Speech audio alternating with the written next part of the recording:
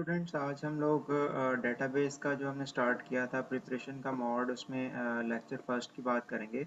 उसके मॉड्यूल्स आपने सामने रख लेने हैं। प्रीवियस वीडियो के अंदर मैंने शेयर किया था कि एक डेटाबेस के पूरे सब्जेक्ट को आपने 8-10 मॉड्यूल में डिवाइड कर लेना है और उसमें हम चैप्टर नंबर 3 को फोकस करेंगे पहले, बिकॉज चैप्टर नंबर 3, 5 और 1 जो है ना वो ज़्यादा उसमें पेपर आता है थ्योरेटिकल। और सबसे पहले हम लोग फोकस करेंगे चैप्टर नंबर 3 को। वेरी सिंपल चैप्टर है, ईआर डायग्राम से मुतालिक रिलेटेड है।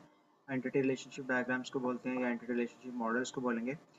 स्क्रीन आपके सामने मैं शेयर कर रहा हूँ और वन बाय वन क्वेश्चन को उठाते हैं। सबसे पहले जी हमारा कॉन्सेप्ट है आपके पास, जी आई टी सीरीज़ की बुक है हमारे पास, इसको आप सामने रख लें और इसमें थोड़ी कटिंग करके थोड़ा बहुत आपने इसको रेक्टिफाई कर लेना है कि शॉर्ट टाइम में किस तरह से प्रिपेयर करें।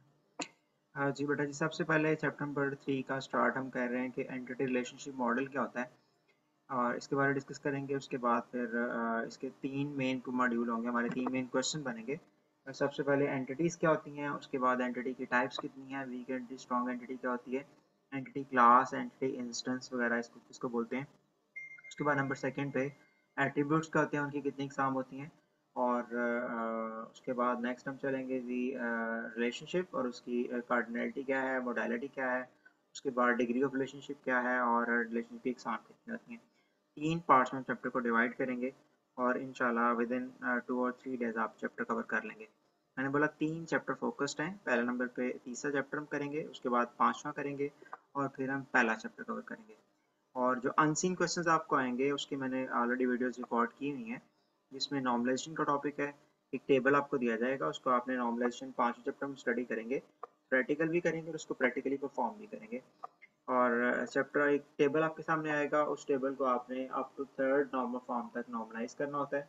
और उससे पहले आपको उसके रूल्स जानने चाहिए कि फर्स्ट नॉर्मल फॉर्म के रूल्स कौन से हैं, सेकंड के कौन से हैं, थर्ड के कौन से हैं। इस तरह से अनसीन क्वेश्चन आता है, क्यूरीज आती हैं कि आप कोई एसक्यूएल स्ट्रक्चर्ड क्वेरी लैंग्वेज हम करेंगे परफॉर्म, और उसका पूरा प्रेजेंटेशन मैंने बनाई हुई है, कोई 50-60 क्वेरीज में लिखी हुई हैं। वो भी वन बाय वन आप करके देख के उसको समझ सकते हैं और उसको स्टडी कर सकते हैं। वो अनसीन क्वेश्चन में आएगा, वो बुक में से एग्जैक्टली नहीं आएगा। दो चार चीज़ें आप देखेंगे, मतलब एक ही वीडियो मैंने रिकॉर्ड किया पूरी डेटाबेस के बारे में, एसक्यूएल के बारे में। उसको आप सुन लेंगे वन बाय वन करके, उसको स्क्रीनशॉट सेव कर लेंगे, उसकी प्रैक्टिस कर लेंगे, तो वो क्वेश्चन भी आपका अनसीन कवर हो जाएगा। नंबर थर्ड पे थर्ड चैप्टर से रिलेटेड जो अनसीन आ सकता है वो एक पूरा पैराग्राफ दिया होता है, उसको आपने स्टडी करना है। उसमें कितनी एंटिटीज बन रही हैं, कौन कौन से एट्रीब्यूट्स हैं, पूरा एक ईआर मॉडल डिजाइन करना है। प्रैक्टिकल भी आ सकता है इनमें से और साथ साथ इसमें से आपको अनसीन भी आ सकता है, इसकी आप प्रैक्टिस करना होगी आपको। और ये तीनों चीज़ों की वीडियोस ऑलरेडी मैं शेयर कर चुका हूँ, आप उसको देख लीजिएगा चैनल के ऊपर। और अभी हम थ्योरेटिकल को फोकस करते हैं। काफ़ी ज़्यादा स्टूडेंट्स की क्वेरीज आ रही थी कि हमें थ्योरेटिकल का समझ नहीं आ रहा, तो उसको किस तरह से मैनेज करना है, पूरी बुक को कैसे टॉपिक्स को कवर करना है। Let's start. First of all, entity relationship model क्या है। Entity relationship model is a logical representation है। लॉजिकल रिप्रेजेंटेशन क्या होती है, मतलब जैसे आप एक घर डिजाइन करना चाह रहे हैं, घर बनाना चाह रहे हैं, तो उससे पहले हम एक नक्शा बनवाते हैं, फिर उसके बाद घर बनाना शुरू करते हैं। तो नक्शा बनाना आपने बेसिकली उसकी डायग्राम बनानी है, एक लॉजिकल कॉन्सेप्ट है। पेपर के ऊपर हम कहते हैं कि ये हमारा एंट्रेंस होगी घर की, ये हमारी बाउंड्री वॉल होगी, यहाँ पे हम बेडरूम डिजाइन करेंगे, यहाँ पे हम गैराज बनाएंगे, इस साइड पे हमारी सीढ़ियाँ होंगी, ये हमारा किचन होगा। बेसिकली एक्चुअल चीज़ नहीं है, वो एक लॉजिकल कॉन्सेप्ट है, ठीक है। तो इसी तरह से हम ईआर मॉडल बनाते हैं, पेपर के ऊपर बना लेते हैं कि ये हमारी इतनी एंटिटीज होंगी डेटाबेस के अंदर, इस एंटिटीज के इतने इतने एट्रीब्यूट्स होंगे और उन एंटिटीज का आपस में रिलेशन क्या होगा, वो सारा हम लॉजिकली डिजाइन करते हैं, ठीक है। तो जो पेपर वर्क होगा that is called logical representation. ये की पॉइंट है, इसको आपने हाईलाइट कर लेना है, ठीक है। जी मैं इसको थोड़ा सा फॉर्मेट कर दूँ, जो मेन पॉइंट्स हैं वो भी साथ साथ डिस्कस करते जाते हैं। ये हमारा लॉजिकल रिप्रेजेंटेशन, ठीक है। इसको आपने हाईलाइट कर लेना है मेन पॉइंट्स को, और इसको आपने अच्छी तरह से देख लेना है। उसके बाद अगर हम नेक्स्ट बात करें तो इसको मेन पॉइंट को हम हाईलाइट करेंगे। लॉजिकल रिप्रेजेंटेशन ये डेफिनेशन का की पॉइंट है। ऑफ एन ऑर्गेनाइजेशन डाटा की रिप्रेजेंटेशन है बेसिकली। अब डाटा को हम कैसे रिप्रेजेंट करेंगे, 3 सिंबल हम इस्तेमाल करेंगे। एक होगा एंटिटी का सिंबल जिसको हम रेक्टेंगल से शो करेंगे, एक होगा एट्रीब्यूट का सिंबल जिसको हम ओवल शेप या फिर बेजियर शक्ल होगी, एलिप्स भी कहते हैं उसको, और नंबर थर्ड पे हम इस्तेमाल करेंगे डायमंड सिंबल रिलेशनशिप को इस्तेमाल करने के लिए। It views the entire system as a collection of entities and related to one other, कि कितनी एंटिटीज होंगी हमारे सिस्टम के अंदर और उनका आपस में रिलेशनशिप क्या होगा। दैट इज द सेकंड की पॉइंट ऑफ द डेफिनेशन। पूरा सिस्टम लाइक हमारे कॉलेज का हम डेटाबेस बनाना चाह रहे हैं, तो उसमें सिस्टम की एंटिटीज कौन सी होंगी, स्टूडेंट एक एंटिटी होगी, उसका डाटा स्टोर किया जाएगा, टीचर्स एंटिटी होंगी, उनका डाटा स्टोर किया जाएगा, क्लासरूम्स जहाँ पे क्लासेस मैनेज हो रही हैं उनका डाटा स्टोर किया जाएगा, टाइम टेबल का डाटा स्टोर होगा, कौन सा टीचर किस क्लास में पढ़ा रहा है, सब्जेक्ट्स जो पढ़ाए जा रहे हैं, जो ऑफर किए जा रहे हैं आपको बी जिसमें आप कर रहे हैं, उसका डाटा स्टोर किया जाएगा उनका। और नंबर थर्ड पे it is use to describe the elements of the system. Elements को आपने हाईलाइट कर लेना है और उनकी आपस में एसोसिएशन क्या है, रिलेशनशिप क्या है उन एलिमेंट्स की। मतलब teacher teaches a student, teacher और स्टूडेंट दो एंटिटीज हैं, इनको आपस में रिलेट करना है आपने। स्टूडेंट और कोर्स को आपने आपस में रिलेट करना है, बिकॉज स्टूडेंट जब कोर्स पढ़ रहा होता है, टीचर और स्टूडेंट को करना है, टीचर और कोर्स पढ़ा रहा होता है, तो ये आपस में इंटरलिंक होंगे या इनका लॉजिकल कनेक्शन होगा, that is called entity relationship model. उसके बाद बनाया किसने, पीटर चैन ने 1976 में इंट्रोड्यूस किया कि अगर ये आइडिया अच्छा है कि पहले हम चीज़ को डायग्रामेटिकली स्केच कर लें, उसके बाद एक्चुअल चीज़ डिज़ाइन करना शुरू करें। जी नेक्स्ट फिर हम नेक्स्ट आगे बात करें तो इसके अंदर हम चलते हैं जी, इसके एडवांटेजेस के ऊपर छोटा सा क्वेश्चन है, माइनर सा, इसको आपने हल्का सा पढ़ लेना है, मेन इसकी डेफिनेशन आपने याद करनी है। पहले तो चार हेडिंग के नाम आपने याद करके लिखने हैं। फर्स्ट हेडिंग कौन सी हमारी, जी फर्स्ट हेडिंग में आपने कहना है कि कॉन्सेप्ट एडवांटेज क्या है या यूजेस क्या है, बेनिफिट्स क्या है ईआर मॉडल के। कॉन्सेप्चुअल सिंप्लिसिटी, कॉन्सेप्चुअल सिंप्लिसिटी से क्या मुराद है कि आपने, मैं इन पॉइंट्स को रेज कर देता हूँ बाकी हम मूव फॉरवर्ड हो सकें। जी कॉन्सेप्चुअल सिंप्लिसिटी मतलब चीज़ को समझना इजी हो जाएगा, समझना आसान हो जाएगा, ताकि आप इजीली उसको डिज़ाइन जो है उसको स्टडी कर सकें और उसमें जो कमी पेशी है उनको हम इजीली पिक कर लें।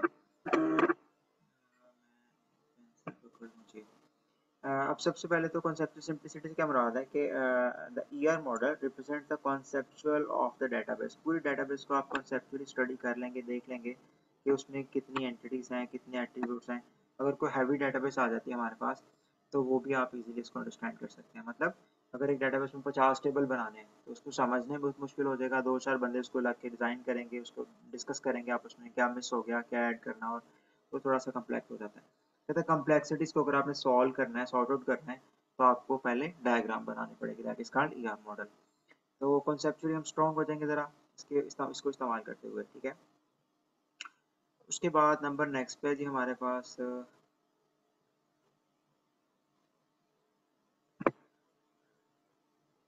नंबर नेक्स्ट पे along with the entities and relationship in the easy way, ठीक है, यहाँ तक भी लिख लें तो काफ़ी है।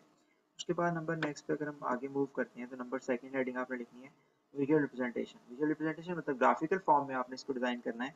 ये ओके, मैंने बताया कि रेक्टेंगल इस्तेमाल होगी इसके लिए, एंटिटीज़ के लिए। उसके बाद एट्रीब्यूट के लिए हम इस्तेमाल करेंगे सिंबल कौन सा, एट्रीब्यूट्स के लिए सिंबल इस्तेमाल होगा ओवल शेप का, एलिप्स का।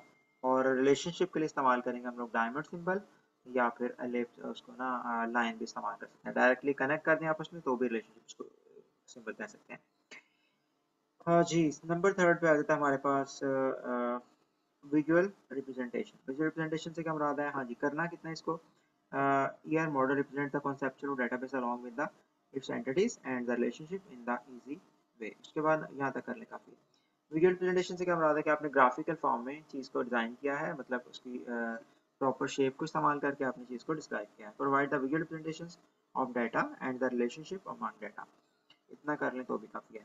उसके बाद नंबर नेक्स्ट पे अफेक्टिव कम्युनिकेशन टूल से क्या मुराद है। अब देखें आपके डेटाबेस में 4 लोग काम कर रहे हैं, एक सपोज कर लें चाइनीज़ है, एक नंबर 2 पे सपोज कर लेते हैं हम लोग, एक इंग्लिश है और एक जो है वो पाकिस्तानी है।